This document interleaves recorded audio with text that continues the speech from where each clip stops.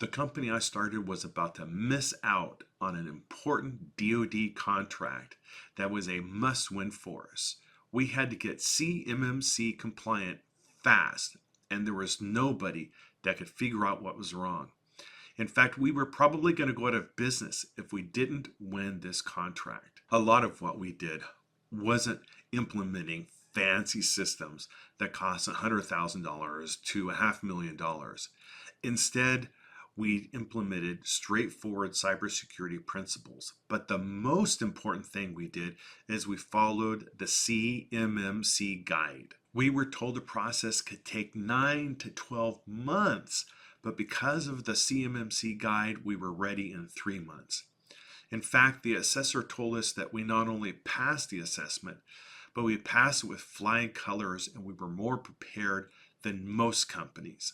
The fact that we passed our CMMC assessment meant that we not only were able to be awarded that contract, but we were also able to go after other contracts. In fact, we did, and we won another 7-figure contract. I'll say it again for those of you who think this is too good to be true. I'll show you the CMMC guide, and I'll also show you the awarded contracts and the contract amount. So I'm going to bring the goods. So I said I was going to show the actual contract documents that prove that we received these contracts after we passed our CMMC assessment. So you can see here in this first document, it's for a contract that I received in my small business that I started. And you can see that it's for a total of about $2.5 million, and it was from the Missile Defense Agency. And you can see there, that's the invoice, the final invoice for that contract. And then you can also see on this next document, it's a list from the Missile Defense Agency's list of investments that they made in companies to perform various tasks for them and research for them. And you can see there that we are listed as one of those companies, and that contract number there matches a contract number from the header of the invoice that I showed you. So there's the receipts that prove that we received that contract. And the reason why we did is because we passed our CMMC assessment. Without that assessment, I was not able to sign the documents that were required for us to receive the award. And what I did is I gathered up the lessons learned when we passed that CMMC assessment, and I codified them in a list, and I described what they were, and I'm going to actually give you for free this CMMC guidelines that I developed. At the end of this video, I'm going to show you how to get them. And in fact, in this video, I'm going to describe what I think are the 3 most important CMMC guidelines from my experience as a small business owner needing to become CMMC certified. I've been down that road. I know what it's like. And so these are the 3 most important things that you need to do, especially, like I said, for small and mid-sized businesses. But before I do that, I want to show you another contract. I said that we were us passing the CMMC assessment allowed us to receive other contract awards, and I want to show you another multi-7-figure contract that we were able to be awarded because of the momentum that CMMC assessment and the resulting contract created within the company. You can see this is another multi-7-figure contract. I believe it's approximately $2.2 million. You can see there on the document. I think it's $2.191 million. And we won that as a result of us passing that CMMC assessment. I assure you, had we not passed that, we would not have been awarded this contract or the other contracts that were awarded as a result of us passing that CMMC assessment. So without further delay, I'm going to jump right in and describe those 3 most important things that you as a small business or medium-sized business owner or manager must pay attention to in order to pass your CMMC assessment. The first item in the CMMC guide that I think is most important is to make sure that you understand that when you do your CMMC certification and when you prepare for your assessments, that you don't overdo it. In other words, the assessments and the certifications are related to certifying those items that are in scope with the assessor will actually examine. And then there are other parts of your system that are out of scope that will not be examined as part of the assessment. And by properly architecting your cybersecurity systems and your physical security and all the other parts of the assessment, you can sequester those parts that are going to be part of the assessment and architect it so that it's only a portion of what you're doing in your company that will be assessed, and other parts of your system that don't handle CUI or FCI, those are not part of the assessment. So careful architecting of your overall operations within your company can really help control the costs associated with the CMMC assessment and certification.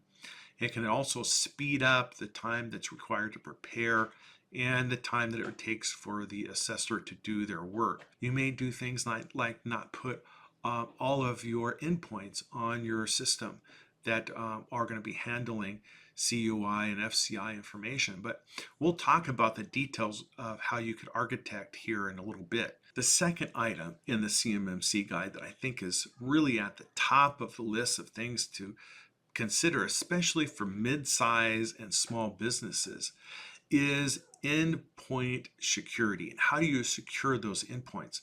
So you may ask, well, what's an endpoint? An endpoint is a thing like a laptop or a computer or a mobile phone or an IoT device. Anything that interacts with the real world and is not transporting information or storing information only, but also has some user interface or a sensor in it or something where the flow of data ends at that device.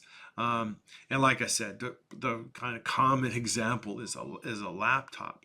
And one of the issues with this is, as most of you know, those of you who own or work for small or mid-sized companies, is that there's a tremendous number of devices that are employee owned. It's not uncommon in a small or mid-sized business for employees to own their own laptop or use their personal laptop for company business. So what you do when an employee has their own laptop and they're going to be handling or potentially handling CUI or FCI, what do you do and how do you control that? And how do you pass your assessment if that's the case? Or employees may even have company-owned laptops or phones or other devices, but they're not locked down by the company. In other words, they're not controlled in a cybersecurity sense by the company. In those senses, what do you do, and how do you pass a CMMC certification if those company-owned laptops or cell phones or other devices are not controlled by the company, and let's say CUI data gets saved on those?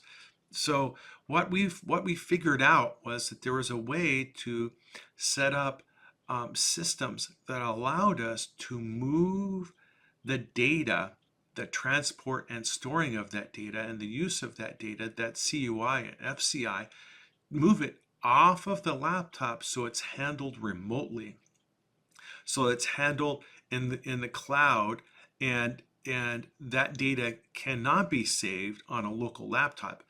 Data, for instance, let's say there are emails. Those emails can only be accessed remotely through a remote desktop or through an application that has the right levels of security and designed to pass the CMMC certifications. And it only that software only allows access through the internet through a secure connection. So those are a couple of ways to be able to use these company laptops that are not locked down or for employees to use their personal devices and still be able to pass as CMMC.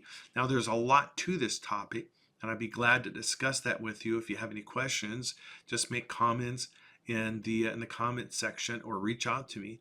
I'd be happy to answer or provide some guidance on that if you have any questions. The third most important topic in the guide is the requirement for documentation. It turns out that part of the CMMC assessment is the review of documentation, such as controls that you have. There are 110 controls that are part of the NIST 800-171, which is required for a CMMC level 2, and that documentation describes how you are complying with the controls that are in place there in the 171. And the documentation also includes things like your self-assessments, training and training records, and items like that. It turns out that you have to have a very good system for generating those documents and for storing, and there are certain requirements for that. That is the third most important thing to get right in preparing for your CMMC assessment. Well, there you have it. Those are the 3 top items in the CMMC guide. I told you I'd tell you how to get that guide, and the way you do it is go down to the description and click on the link, and you can download that for free. So for now, this is Dr. Rick with Rick Talks Tech.